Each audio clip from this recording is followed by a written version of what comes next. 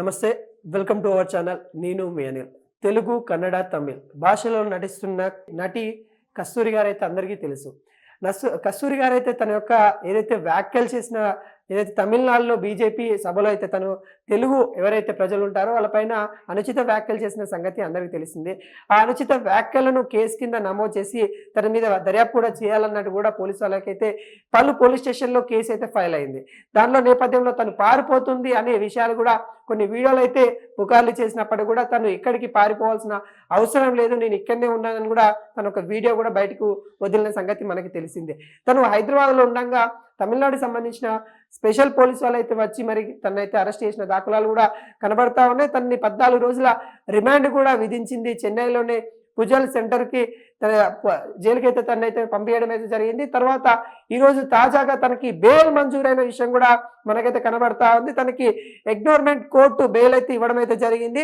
Bail మంజూరు అయితే చేయడం అయితే జరిగింది. తను ఏవైతే అనుచిత వ్యాఖ్యలు చేసిందో, ఏదైతే తమిళనాడుకి సంబంధించిన ఎవరైతే తెలుగు ప్రజలు ఉన్నారో వాళ్ళ మీద ఎవరైతే ఇక్కడికి వచ్చి పనిచేయడానికి వచ్చారని చాలా ఆరోపణలు ఏవైతే తెలుగు పైన వాళ్ళు అగౌరవంగా ఫీల్ అయ్యే విధంగా తను మాట్లాడిన విషయము మనకు తెలిసిందే. ఆ బీజేపీ సభలో తనకి మాట్లాడిన దానిపైన అయితే కొంతమంది మండిపడ్డారు. తెలుగు ప్రజలు కూడా చాలా విధాలుగా మండిపడ్డ విషయం అందరికీ తెలిసిందే. తను కస్తూరి గారు మరి తను చేసిన వ్యాఖ్యలు కూడా తన తెలుగు ప్రజలకి సారీ చెప్పింది. సారీ, క్షమాపణ, నేను తెలుగు ప్రజల్ని అందరినీ ఉద్దేశించి కాదు, వేరే పార్టీ మీద విమర్శించడానికి నేను మాట్లాడిన మాటలు మాత్రమే అనేది తనైతే చెప్పడం అయితే జరిగింది.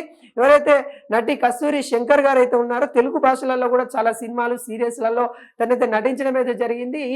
తను సినిమా ఇండస్ట్రీలో ఉంటూ ఈ విధంగా ఏదైతే ద్రావిడకు సంబంధించిన రాజకీయాల గురించి తను మాట్లాడుతూ అక్కడ ఉన్న తమిళనాడులో ఉన్న తెలుగు ప్రజల గురించి కొంత కించపరుస్తూ వాళ్ళు ఇక్కడ పని చేయడానికి వచ్చారు, ఏదైతే వెట్టి చాకిరి చేయడానికి వచ్చారని కొంత కించపరిచింది, రాజుల కింద పనిచేయడానికి వాళ్ళ మనోభావాలు దెబ్బతినే విధంగా తనైతే మాట్లాడిన దాఖలాలు అయితే మనకైతే తెలిసి ఈ కేసులో కీలక మలుపు అయితే చోటు చేసుకుని తనను 14 రోజుల రిమాండ్ విధించిన కోర్టు మరి ఇప్పుడు బెయిల్ ఇవ్వడం అయితే జరిగింది. తనకి ఎగ్నోర్మెంట్ బెయిల్ అయితే కోర్టు అయితే బెయిల్ అయితే ఇవ్వడం అయితే జరిగింది. తను మళ్ళీ బయటకు వచ్చేసి తర్వాత తనకి కొన్ని గైడెన్స్తో పాటు అంటే తనకి కొన్ని సూచనలు ఇస్తూ డైలీ మీరు రావాలి, పోలీస్ స్టేషన్కి రావాలి, సిగ్నేచర్ పెట్టాలి అనే ఆకాంక్షలతో కూడిన బెయిల్ ఇచ్చినట్టు కూడా మనకైతే కనబడతా ఉంది. నటి కస్తూరి గారికి బెయిల్ అయితే దొరికింది. బెయిల్ గతంలో కూడా తనైతే అరెస్ట్ కాక ముందస్తు బెయిల్ అయితే పిటిషన్ అయితే వేయడం అయితే జరిగింది.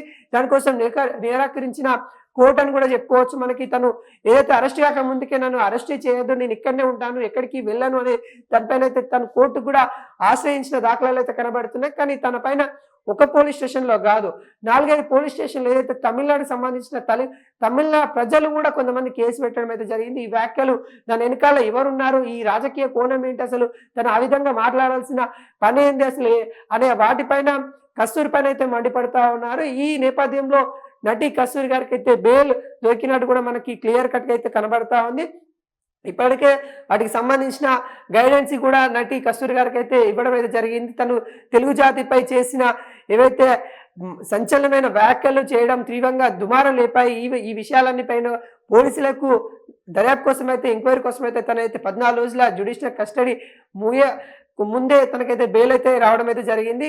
ఇటీవల తను పారిపోతుంది చాలా వీడియోలు అయితే వచ్చాయి, తను ఎక్కడికి వెళ్ళట్లేదు అని కూడా తను కూడా వీడియో రూపంలో తెలియజేసిన పరిస్థితి కూడా చూసాము. అంటే తను ఏదైతే రాజకీయ కోణం ఏదైతే ఉందో బీజేపీ సంబంధించిన హిందుత్వం ఈ విభేదాలు తను అక్కడ దుమారం లేపినాయి. ఇక్కడ ప్రజలు అన్నదమ్ముల లెక్క తెలుగు తమిళము ఏ భేదాలు లేకుండా భారతీయం అనే భావజాలంతో బతుకుతున్న నేపథ్యంలో ఈ రోజున నటి కస్తూరి గారు చేసిన వ్యాఖ్యలు అక్కడ అన్నదమ్ములుగా ఉన్న తెలుగు తమిళ ప్రజలను విడగొట్టే విధంగా తను చేసింది. ఇక్కడ తను చేయడం సరైన విధంగా కాదు. ఆ ప్లాట్ఫామ్ ఏదైతే ఉందో అంటే తను మాట్లాడిన స్టేజ్ ఏదైతే ఉందో బీజేపీకి సంబంధించిన నాయకత్వానికి సంబంధించిన రాజకీయ కోణానికి సంబంధించిన సభ కాబట్టి ఖచ్చితంగా దీనికి ప్రాతినిధ్యం బీజేపీ వహించాలి, ఖచ్చితంగా క్షమాపణ బీజేపీ కూడా చెప్పాలి అంటూ అక్కడ ఎవరైతే తమిళకు సంబంధించిన ప్రజలు కూడా ఆరోపించారు. ఈ ఆరోపణలో కూడా కొంతమంది మండిపడ్డారు. తెలుగు ప్రజలు ఎవరైతే ఉన్నారో వాళ్ళు కూడా కేసులు అయితే ఫైల్ చేయడం అయితే జరిగింది. ఆ కేసులో భాగంగానే తనను అరెస్ట్ చేసి 14 రోజుల జ్యుడిషియల్ కస్టడీ విధించిన తర్వాత కూడా ఆ జ్యుడిషియల్ కస్టడీ ముగియే ముందుకే తనకైతే బెయిల్ వచ్చిన సంగతి అయితే కనబడతా ఉంది. తన వివాదాస్పదమైన వ్యాఖ్యలు ఏవైతే ఉన్నాయో వాటిని మరి కోర్టు పరిగణలోకి తీసుకొని తర్వాత నేరాన్ని అంగీకరించింది. తను కూడా సానుకూలంగానే ఉండడం వల్ల ఈ బెయిల్ అయితే రావడం అయితే కనబడతా ఉంది.